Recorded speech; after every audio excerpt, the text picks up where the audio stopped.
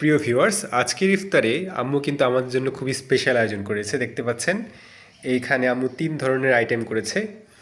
তো চলুন দেখে আসি আজকের ইফতারে আম্মু কী কী আয়োজন করলো। তো প্রথমেই আমরা এখানে দেখতে পাচ্ছি এখানে হচ্ছে চিকেন উইংস, আর এটা হচ্ছে ফ্রাইড রাইস।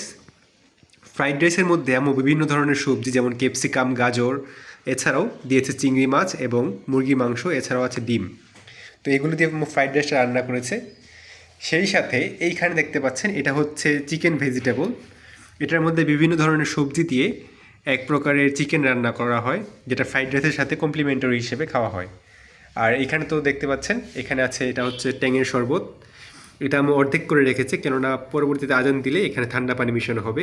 গতকালকে ঠান্ডা পানি না মিশানোতে আমি খুবই আপসেট ছিলাম। আর এইখানে দেখতে পাচ্ছেন আছে স্প্রাইট।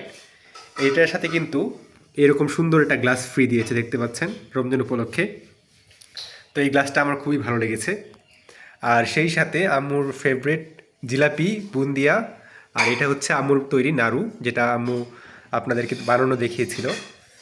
তো ভিউয়ার্স, আজকে এই ছিল আমাদের ইফতারের আয়োজন। অবশ্যই কমেন্ট করে জানাবেন কেমন হলো, এবং আপনারাও কিন্তু অবশ্যই মাশাআল্লাহ বলতে ভুলবেন না। তো আজকের মতো এই পর্যন্তই। সকলে ভালো থাকবেন। আল্লাহ হাফেজ।